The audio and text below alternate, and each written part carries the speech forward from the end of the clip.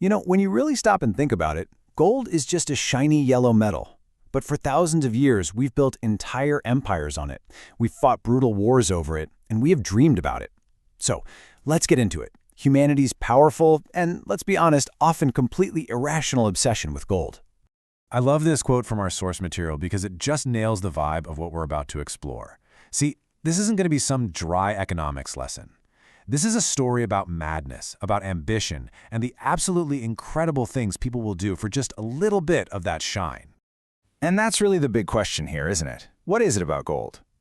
Well, to get to the bottom of it, forget charts and graphs. Instead, we're going to dive into 5 wild, true stories that I think reveal a much deeper truth about our relationship with this metal.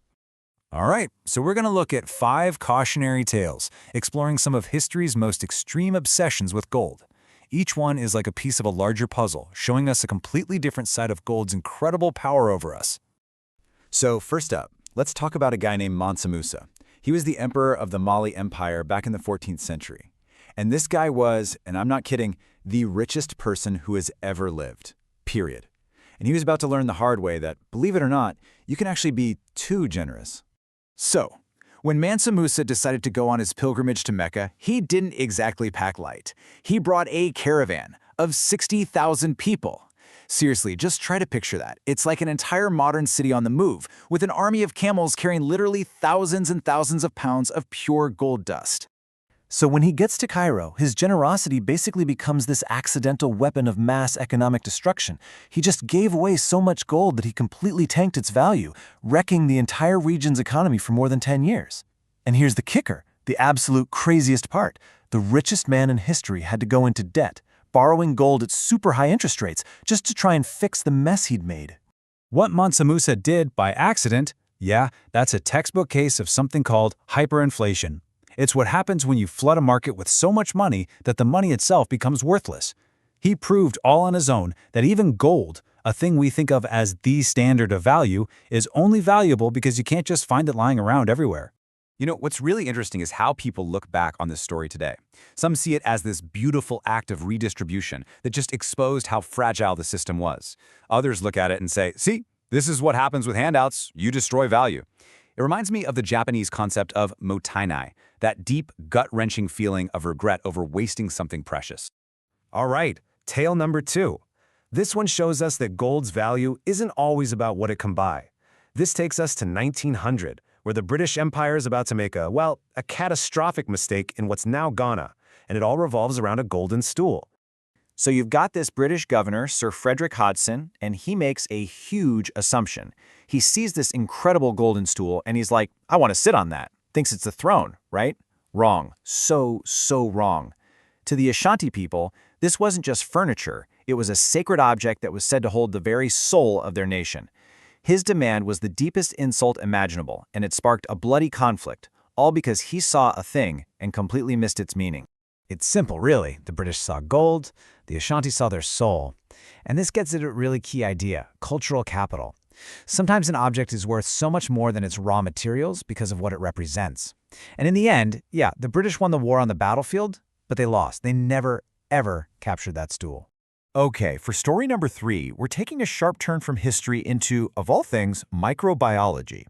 Because it turns out, nature has its own alchemists, and they are way weirder than you could ever imagine. Get ready to meet the bacteria that has a literal Midas touch.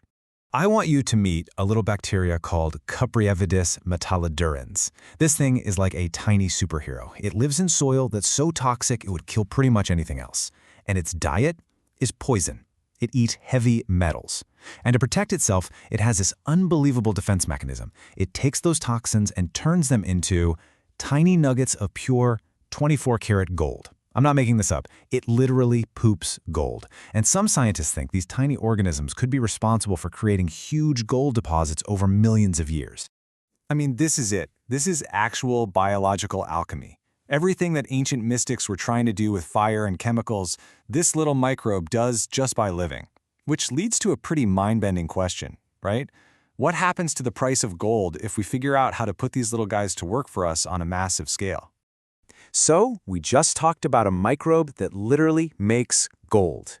Now for our fourth story. Let's talk about a Nobel Prize-winning genius who lost a fortune trying to find it. This is the story of Fritz Haber and his big plan to pay off all of Germany's World War I debt. Haber had this grand idea. He was going to pull gold right out of the ocean. He ran the numbers and believed there were about 65 milligrams of gold for every ton of seawater. So he got a ship, developed all this fancy equipment. There was just one tiny problem. His math? It wasn't just wrong, it was catastrophically, epically wrong. The real number was more like 0.004 milligrams. The whole project was an absolute financial black hole. So you have to ask, why would a genius, a Nobel laureate, keep throwing good money after bad? Well, he was caught in something called the sunk cost fallacy. It's that feeling, you know. I've already put so much time, money, and my reputation into this, I can't stop now, even when you absolutely should. Okay, time for our last story. And I'll warn you, this one gets pretty brutal. It's the legend of Marcus Crassus, the richest man in Rome, and it's maybe the ultimate tale of what happens when greed goes way too far. Crassus wasn't just rich, his greed was the stuff of legend. Get this, he created Rome's first private fire brigade. But when a building got fire, they'd rush to the scene and then do nothing. Instead, Crassus would make the desperate owner an offer they couldn't refuse, sell the property for pennies on the dollar. If they agreed, his men put out the fire. If not, they just watched it burn. But that greed eventually caught up to him. Legend says when he was captured by the Parthians, they gave him an execution to match his life by pouring molten gold down his throat. The message was pretty clear. You were thirsty for gold? Well, here, drink up. That whole fire brigade scheme? There's actually a modern economic term for that. It's called rent-seeking. It's when you're not actually creating any new value, you're just figuring out how to control a situation to squeeze wealth out of other people. It's the definition of Crassus's entire career. So what have we got? A king who was too generous, a stool that was more than just a stool, gold-pooping bacteria, a genius who couldn't do math, and a Roman who got a very fiery drink. They're amazing stories on their own, but when you put them all together, they paint a really clear picture of what gold actually means. So let's pull it all together. Okay, let's break it down. Mansa Musa, he's our brutal lesson in money supply. Too much of a good thing can be a disaster. The golden stool shows us the difference between real value and symbolic value, and a warning to not try and buy what isn't for sale. The bacteria? That's about how disruptive technology can change everything. Fritz Haber is a masterclass in why you always have to look at the return on your investment. And Crassus, well, he's the ultimate cautionary tale about greed and political risk. Okay, so what's the big takeaway for us right now? Well, if you're a policymaker, it's a huge reminder that even something as solid as gold is only a stabilizer if its supply is stable. For investors, Haber's story is crucial. Just because something exists doesn't mean it's worth getting out of the ground. And for everyone else, it shows that gold's power isn't really in the metal itself. It's a psychological game we all play, one that makes us do some truly irrational things. And that really brings us to the final, biggest idea of all. For all of human history, gold has meant wealth, power, stability. But what all these stories show us is that its value isn't real. It's a story we've all agreed to believe in for thousands of years. So the real question, the one I want to leave you with, is this. What happens when that belief changes?